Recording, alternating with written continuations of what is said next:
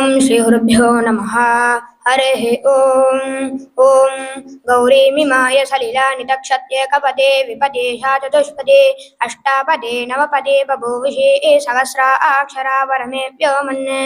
ओम मयूराधिरूढं महावाक्यगूढं मनोहारिदेहं महच्चित्तदेहं मयि देवदेवं महावेदभावं महादेवभावं वदे लोकपालं शिवात्रिचित्रम्बरम्।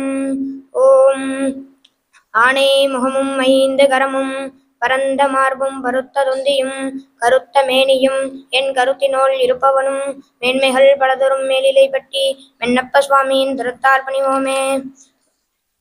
என் குருநாதரின் பாதகமனங்களை வணங்கி இந்த உரை நான் தொடங்குகிறேன். நான் பேச உள்ள தலைப்பு சுப்பிரமணிய அஷ்டோத்திர சதநாமாலி.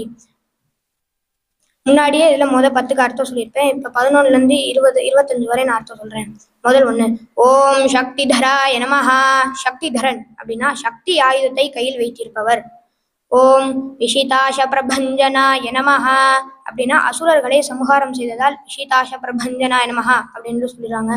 ஓம் தாரகாசுர சம்ஹாரினே நமஹ அப்படின்னா தாரகாசுரன் அப்படிங்கிற ஒரு அசுரர் இருந்தார், அவரை சம்ஹாரம் செய்ததால் தாரகாசுர சம்ஹாரினே நமஹா அப்படின்னு சொல்றாங்க.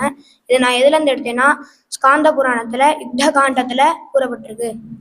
ஓம் ரக்ஷோத்பல விமர்தனாய நமஹா அப்படின்னா அசுரர்களின் பலத்தை அளித்தார், அதனால ரக்ஷோத்பல விமர்தனாய நமஹா அப்படின்னு கூறப்பட்டிருக்கு. ஓம் மத்தாய நமஹா அப்படின்னா திறமை வாய்ந்தவர். ஓம் பிரமத்தாய நமஹ அப்படின்னா அதிக திறமை வாய்ந்தவர். ஓம் உன்மத்தாய நமஹ அப்படின்னா எல்லாரையும் விட சிறந்தவர்.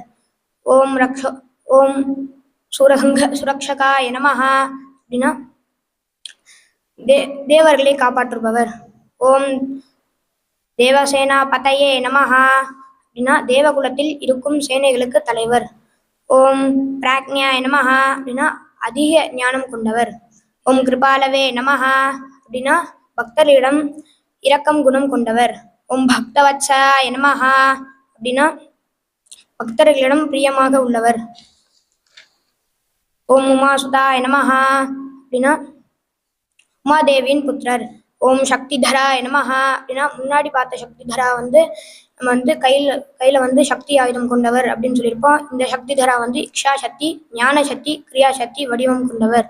ஓம் குமாராய நமஹ அப்படின்னா குழந்தை வடிவத்தில் உள்ளவர்.